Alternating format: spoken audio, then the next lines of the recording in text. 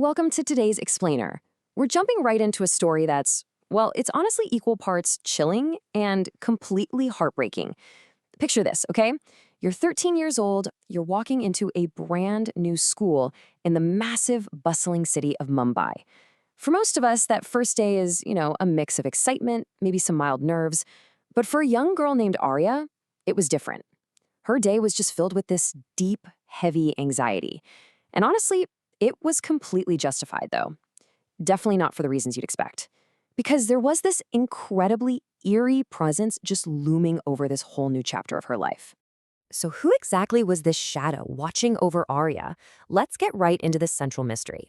Arya and her mom, Gayatri, who's a single mom, by the way, had actually kept Arya hidden away from the world for 13 long years. They were essentially on the run from their past, just desperately hoping for a fresh start. But almost the second they arrive at this new school, it becomes super clear that Arya isn't just your average new kid trying to fit in. No, she's being followed, protected, really, just watched over by this unseen, entirely supernatural force. But why? Well, to figure that out, we first need to understand Arya herself. Section 1. Understanding Down syndrome. To really grasp what Arya is going through here, we have to talk about her condition. Down syndrome is a genetic condition, and it's present right from birth. It's basically caused by having one extra chromosome in the body's cells. And that extra little bit of genetic material, it alters the course of a person's physical development and impacts how they learn. It's absolutely crucial to remember that it's not an illness you can catch or anything like that. It's literally just a fundamental genetic reality of how a person is born. But the clinical definition, that's really only half the story. Think about the lived reality. Yes, individuals with Down syndrome like Arya might have a slower speaking pace or some distinct facial features, but they also have these incredible, beautiful traits. We're talking about immense emotional purity, finding this profound, genuine joy in just the smallest everyday things. They're often highly affectionate and so unbelievably sincere.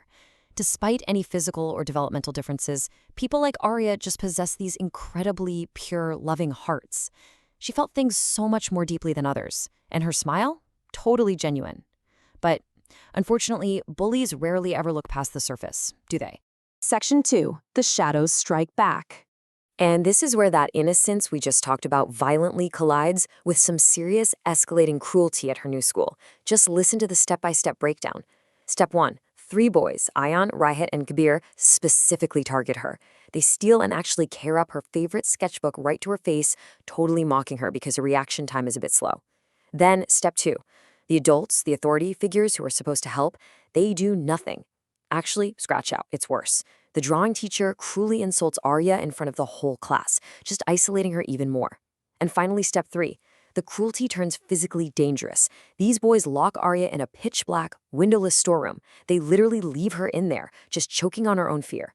The tension here is just unbelievable. But this is exactly the moment when the supernatural retaliation kicks in. Because all this cruelty, it triggers something completely unexpected.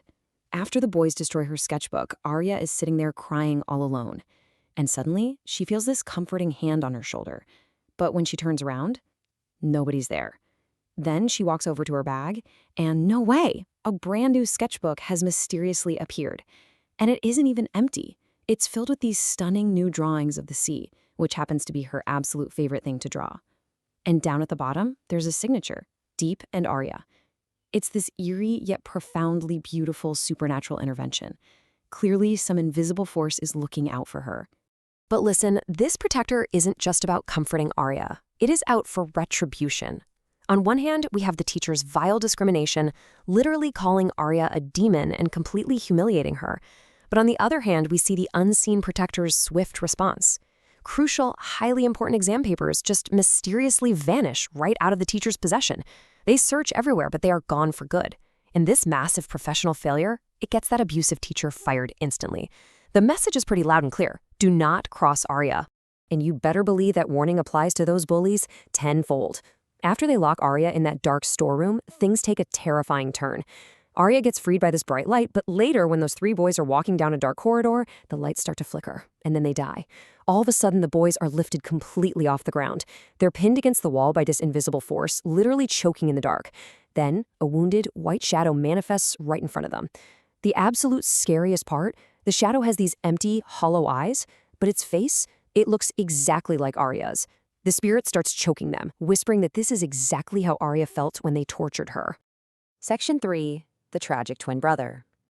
So this is where the story shifts. It goes from supernatural horror to this deep, incredibly heartbreaking melancholy. The boys are absolutely terrified, right? So they confess everything to their parents, who immediately demand the school principal investigate this whole terrifying incident. Well, the principal checks the security cameras, and they make a chilling discovery. Whenever Arya is walking down the halls, she is never actually alone. There is always this blurry, undeniable shadow walking right behind her. When they confront Arya's mom, Gayatri, with this footage, all the color drains from her face. She just breaks down, and she finally confesses the tragic history behind the shadow that Arya calls Deep. The whole chilling truth makes sense when we map out the timeline of their past. See, Arya wasn't an only child. She and Deep were twins, and they were both born with Down syndrome. While Gayatri absolutely showered them with love, their father, he completely refused to accept them. One night, in a drunken rage, the father actually murdered little Deep. Gayatri woke up to the screams, grabbed Arya, and just fled for their lives. She changed their names, their identities, and ran from city to city for 13 long years, trying to escape the danger and the stigma. They finally returned to Mumbai, just hoping a massive city would somehow be more accepting. Which really brings us to the absolute emotional core of this entire explainer. Gayatri realizes that Deep never actually left. Listen to this quote.